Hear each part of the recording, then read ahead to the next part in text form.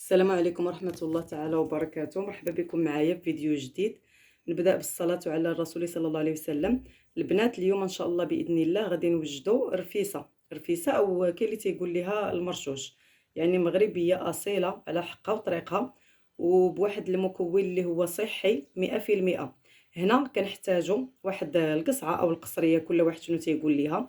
كندير شويه ديال الفينو على حسب كما تنقول لكم عدد الافراد، وعلى حسب كل واحد شنو متوفر عنده في المنزل ديالو. راه ممكن مثلا ديريها غير بالزرع والفورص او الفورص والفينو.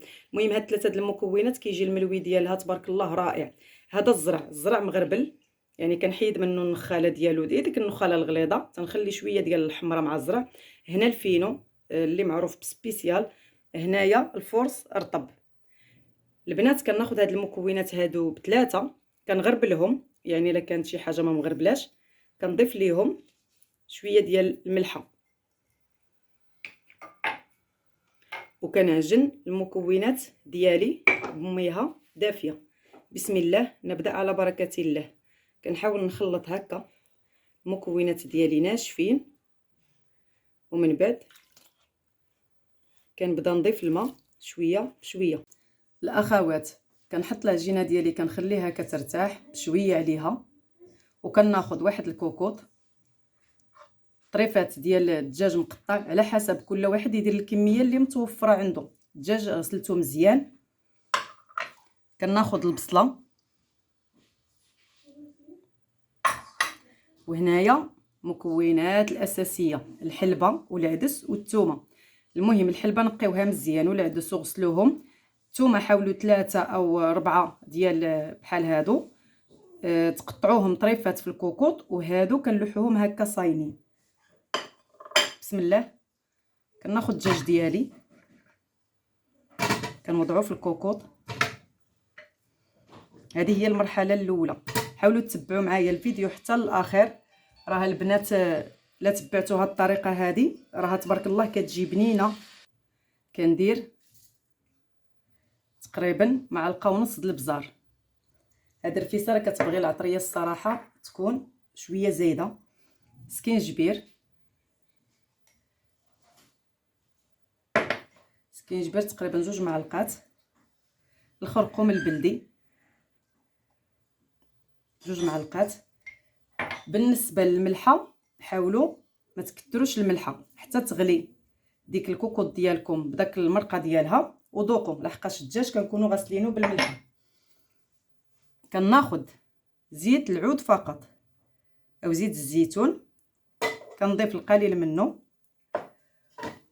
وكنحاول نخلط هاد المكونات ديالي على نار مهيله. درت الكوكوط ديالي تشحر، وضفت ليها معلقه ديال السمن. بعد ما كنت قطعت البصله مشلضه و3 د الفصوص ديال الثومه، وزدت عليهم الحلبه والعدس منقيين، وربيطه ديال القزبر والمعدنوس، والقياس ديال الماء. وهنا كنشوف تبارك الله شو العجينه ديالي كي طلقات على خاطرها. وكنبداو بسم الله. كنحتاج زلافه فيها زيت المطبخ نباتيه والقليل من زيت الزيتون. وكنحتاج هنايا الطحين ديال الزرع مغربل، راه كيجيو هاد الملويات رائعين تبارك الله. بسم الله. كندير بحال هكا، كندير الزيت في يدي، وكنقطع العجينه ديالي كويورات هكا على حسب المقله اللي عندكم. اللي عندها مقله كبيره ديرهم كبارين. قطعت العجينه ديالي قريصات وغطيتهم بالسلوفان وخليتهم يطلقوا شويه. هنا كناخذ القريصه الاولى اللي قطعت من العجينه، وكنحاول نطلقها بهذه الطريقه مزيان حتى كتبان لي انها تورقات. كندير لها الزيت، ولكن كنحاول ما نكترش، وكنضيف طحين ديال الزرع كنفرق به باش كيجي الملوي مورق وكيجي بنين ومزيان. كنربحها بهذه الطريقه وكنحطها جانبا. هنا شعلت على الطاجين ديالي او المقله ديال الخبيز، سخنات 1 دقيقه. غير وضعت عليها الملويه. ركزوا على هذه الطريقه البنات د الخبيز، راه الملوي تبارك الله كيجي رائع وكيجي مورق. ما تخليوهاش طيب كامله، غير واحد شويه ضربها السخونيه وكتقلبوها. بالنسبه للبنات المبتدئات اللي ما يقدروش انهم يقلبوا الملويه يستعملوا هذه حتى هي راه عمليه. هكا كنطيب هاد الملوي ديالي، هانتوما تبارك الله محمرين. كنحاول انني نفرتتهم يعني وهما سخانين، ولا كتشوفوا شي حد كيعاونكم. شوفوا تبارك الله البنات، هانتوما شوفوا مورقين، شوفوا تبارك الله، شوفوا كتيجيو البنات مورقين تبارك الله. هانتوما صافي. وكنبدا كندير هاد العمليه هذه، وضروري كلشي تقليدي وكلشي مغربي اصيل الطبق. كندير عليه واحد المنيديل. الا كان عندكم شي وليد ولا بنيته بغا يعاونكم، راكم عارفين حنا وليداتنا ما غيقدروش يفرتوا الملاوي سخانين، غتعطيوه واحد المقياس ديال المطبخ وغادي يدير هكا بهاد الطريقه هذه. هاد الطريقه راها سهله وعمليه. وها القصيعه ديالي وجدات ما شهيتكم فيها. ها المريقه ديالي، كاين اللي تيقول البلول، كل واحد وكل مدينه والمصطلح اللي كتقول المرشوش، تيقول رفيسه. ما كرهناش كل واحد يكتب لنا في كومونتير شنو تيقولوا لهذا الطبق هذا. شرفنا بالبلد ديالو والمدينه ديالو.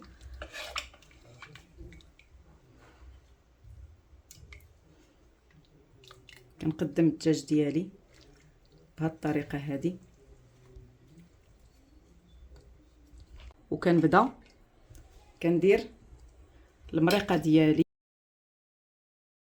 بالنسبه للتزيين كنحتاج تمر معمر باللوز والقرقاع وبيضه مسلوقين، تنقسمهم بهذه الطريقه هذه. وكنزين القصعه باش كتعطي واحد المنظر رائع تبارك الله. وباش يكونوا عندنا مثلا شي وليدات ما تيبغيوش الرفيسه، باش نحفزوهم ياكلوها كنديروا لهم شي حليوات او مسكه اللي متوفر عندكم. منها كتبان القصيعه تبارك الله بحال هكذا كتشهي، وتا الوليدات كيتحفزوا انهم ياكلوا منها. البنات شكرا على المشاهده، كنتمنى انني نكون شاركت معكم جميع المراحل. ما تنساونيش من المشاركه ومن اللايك ومن التعليقات ديالكم. وبالنسبه للناس اللي ضافوا جداد للقناه، مرحبا والف مرحبا، ومرحبا حتى بالناس القدام. وان شاء الله نتلاقاو في فيديو جديد في وصفه جديده.